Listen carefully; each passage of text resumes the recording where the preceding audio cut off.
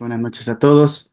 Esta noche vamos a meditar en el segundo libro de Crónicas, capítulo 6, versículos 36 al 42. Segundo libro de Crónicas, capítulo 6, versículos 36 al 42. Si tienen una Biblia a la mano, les pido que busquen este pasaje y lean junto conmigo. Segundo de Crónicas 6, 36 al 42. Dice: Ya que no hay ser humano que no peque, si tu pueblo peca contra ti, y tú te enojas con ellos y los entregas al enemigo para que se los lleven cautivos a otro país lejano o cercano, y si en el destierro, en el país de los conquistadores, se arrepienten, se vuelven a ti y oran diciendo: Somos culpables, hemos pecado, hemos hecho lo malo, y si en la tierra de sus captores se vuelven a ti de todo corazón y con todo el alma, y oran a ti y dirigen la mirada hacia la tierra que diste a sus antepasados, hacia la ciudad que has escogido y hacia el templo que he construido en honor de tu nombre, oye tú, Dios, su oración y su súplica desde el cielo donde habitas, y defiende su causa. Perdona a tu pueblo que ha pecado contra ti. Ahora, Dios mío, te ruego que tus ojos se mantengan abiertos y atentos tus oídos a las oraciones que se eleven en este lugar. Levántate, Señor y Dios. Ven a tu lugar de reposo, tú y tu arca poderosa. Señor y Dios, que tus sacerdotes se revistan de salvación, que tus fieles se regocijen en tu bondad. Señor y Dios, no des la espalda a tu ungido. Recuerda tu amor fiel hacia David, tu siervo. Este pasaje que acabo de leer es la última porción de la oración que hace el rey Salomón cuando termina de construir el templo de Dios. Esta oración se le conoce como la oración de dedicación del templo. Este capítulo 6 de Segunda de Crónicas nos transporta a un momento solemne y glorioso en la historia de Israel. Es un capítulo que está lleno de adoración, de reverencia y de teología. En esta oración que hace Salomón, él reconoce quién es Dios. Dios es glorioso, es majestuoso, es santo, es sin pecado. Pero al mismo tiempo, Dios es alguien que está dispuesto a habitar entre su pueblo y está dispuesto a perdonarlos. Este texto nos lleva a reflexionar sobre tres verdades fundamentales que siguen siendo tan relevantes hoy como lo fueron entonces: la santidad de Dios, el pecado de nuestros corazones, y Dios ha escogido habitar entre nosotros. Dios es un Dios santo. Nuestros pecados, nuestros corazones están llenos de pecados, pero Dios ha escogido habitar entre nosotros. Veamos la santidad de Dios. Una parte muy importante en la historia del pueblo de Israel fue la construcción del templo de Salomón. El Antiguo Testamento nos narra la historia de cómo Dios escoge al pueblo de Israel para vivir bajo su bendición y su ley. Él los salva de la esclavitud en Egipto. Él les dice: ahora ustedes van a ser mi pueblo, yo seré su Dios.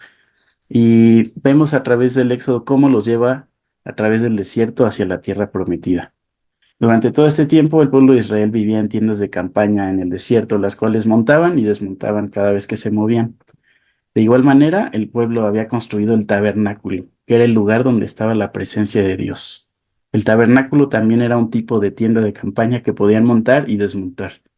Esto permitía que el pueblo de Israel se pudiera mover durante esos 40 años en el desierto.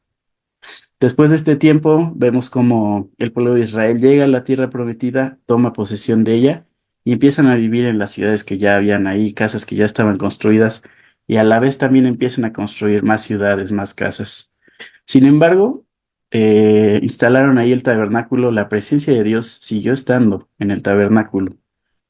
En el primer libro de Reyes, capítulo 6, versículo 1, se nos dice lo siguiente: Salomón comenzó a construir el templo del Señor en el cuarto año de su reinado en Israel, en el mes segundo.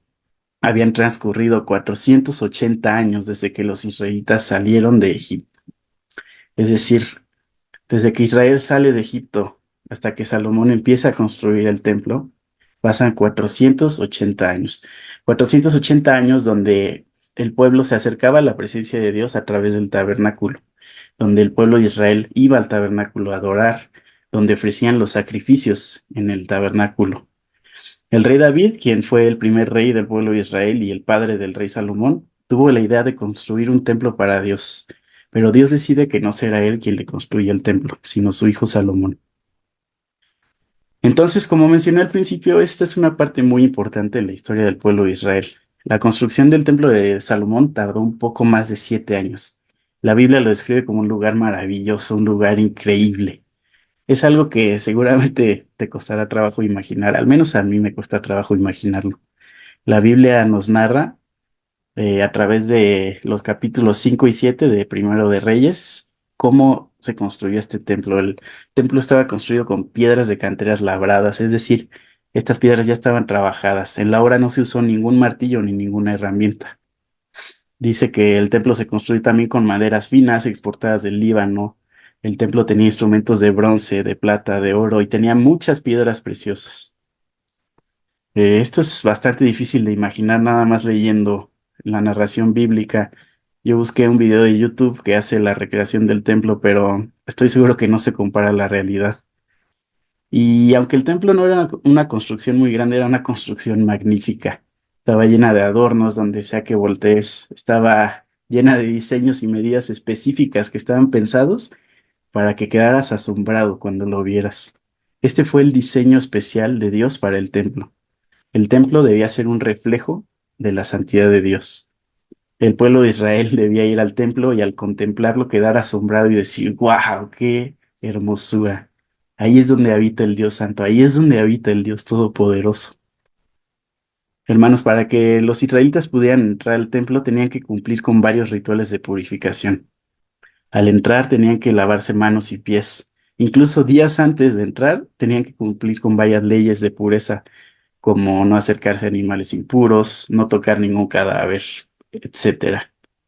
Además, solo los sacerdotes designados por Dios podían entrar al lugar santo o el lugar santísimo, que era donde se hacían los sacrificios, y ellos tenían que cumplir aún más rituales de purificación para hacerlo. Todo esto, hermanos, no era una forma de Dios de molestar al pueblo de Israel, no, era una forma de recordarles cómo sus corazones estaban llenos de pecado. No podían entrar al templo sin purificarse. No podían acercarse a un Dios santo sin antes haberse purificado. Esto es algo que nos recuerda también el rey Salomón en su oración de dedicación del templo, el pecado de nuestros corazones. La oración que hace Salomón se divide en tres partes principales. Primero, Salomón habla un poco de cómo Dios cumple su promesa a David de que su hijo construiría su templo. Segundo, Salomón reconoce la grandeza y la fidelidad de Dios. Y por último, Salomón pide a Dios que perdone al pueblo cuando pequen, pero cuando pequen en el futuro, casi como si fuera una profecía. Primero quiero que veamos esta última parte de la oración. Los versículos que leímos son solo una pequeña parte de cómo Salomón intercede por el pueblo de Israel. Ahí mismo en Segundo de Crónicas 6, pero en unos versículos antes dice Salomón en la oración, si alguien peca contra su prójimo y se le exige venir a este templo para jurar frente al altar, óyelo tú desde el cielo y juzga a tus siervos. Condena al culpable y haz que reciba su merecido, absuelve al inocente y vindícalo por su rectitud. Cuando tu pueblo Israel sea derrotado por el enemigo por haber pecado contra ti, si luego se vuelve a ti para alabar tu nombre y ora y te suplica en este templo, óyelo tú desde el cielo, perdona su pecado y hazlo regresar a esta tierra. Cuando tu pueblo peque contra ti y tú lo aflijas cerrando el cielo para que no llueva, si luego ellos oran hacia este lugar y alaban tu nombre y se arrepienten de su pecado, óyelos tú desde el cielo y perdona el pecado de tus siervos. Cuando en el país haya hambre, plaga, peste, langostas, saltamontes, cuando el enemigo sitie alguna de nuestras ciudades, en fin, cuando venga cualquier calamidad o enfermedad, si luego algún israelita consciente de sus penas y aflicciones extiende sus manos hacia este templo, ora y te suplica, óyelo tú desde el cielo donde habitas y perdónalo. Salomón consagra el templo como un lugar santo, un lugar donde los israelitas podían sentirse seguros, donde podían ir y descargar sus pecados y confiar en que Dios los iba a perdonar. Por último, llegamos a los versículos que leímos en el versículo 36, ya que no hay ser humano que no peque. Si tu pueblo peca contra ti, tú te enojas con ellos y los entregas al enemigo para que se los lleven cautivos a otro país lejano o cercano. Y si en el destierro, en el país de los conquistadores, se arrepienten y se vuelven a ti, perdónalos. Oye tú su oración y su súplica desde el cielo donde habitas y defiende su causa. Perdona a tu pueblo que ha pecado contra ti. Salomón ora reconociendo la realidad del pecado humano. No pide perdón por los pecados cometidos, sino por los pecados que cometerán en un futuro. No esconde el pecado, no lo minimiza, sino que lo confiesa. En esta frase que dice, ya que no hay ser humano que no peque, hay una gran verdad espiritual que se repite a través de toda la escritura, hermanos. Romanos nos dice, Pablo nos recuerda, por cuanto todos pecaron y están destituidos de la gloria de Dios. También la primera carta de Juan dice, si decimos que no tenemos pecado, nos engañamos a nosotros mismos. Esta es la condición humana, hermanos. Todos hemos fallado. Esta era la idea de la gloria del templo de Salomón, recordar al pueblo de la santidad de Dios y de cómo ellos eran pecadores y no podían acercarse a Él. Esto es algo intimidante y puede llegar incluso a ser deprimente. Tal vez tú te sientas así cuando te acercas a Dios. Tal vez tú te sientas así cuando te acercas a Dios en oración. Es intimidante acercarse a un Dios santo, un Dios todopoderoso, sabiendo que soy un pecador insignificante. Tal vez incluso te sientas desanimado y te abstengas de orar o pienses que no tiene sentido. Tal vez te preguntas cómo Dios podría dignarse a escuchar las palabras de alguien tan pecador como yo. ¿Acaso a Dios le importa lo que tenga que decir alguien tan insignificante como yo? Si tú te sientes así, hermano, déjame decirte, no eres el único. El rey Salomón también se sentía así. En su oración dice lo siguiente, pero ¿será posible que tú, Dios mío, habites en la tierra con la humanidad? He aquí los cielos y los cielos de los cielos no te pueden contener, mucho menos este templo que he construido. A pesar de lo magnífico que era el templo, Salomón reconoce que no es suficiente para que Dios sea digno de vivir ahí, que sea digno de acercarse. Salomón reconoce lo que tú y yo podemos ver al leer la Biblia y conocer a Dios. Dios es un Dios santo y no puede convivir con el pecado. Sin embargo, Dios le responde de una manera magnífica a Salomón y nos recuerda a través de esta respuesta también que Él ha decidido habitar en medio de nosotros. Dios le dice a Salomón, he escuchado tu oración y he escogido este lugar como templo para que me ofrezcan sacrificio. Cuando yo cierre los cielos para que no llueva, le ordene a la langosta que devora la tierra, o envíe plagas sobre mi pueblo. Si mi pueblo que lleva mi nombre se humilla y ora, y me busca, y abandona su mala conducta, yo lo escucharé desde el cielo, perdonaré su pecado y restauraré su tierra. Mantendré abiertos mis ojos y atentos mis oídos a las oraciones que se eleven en este lugar.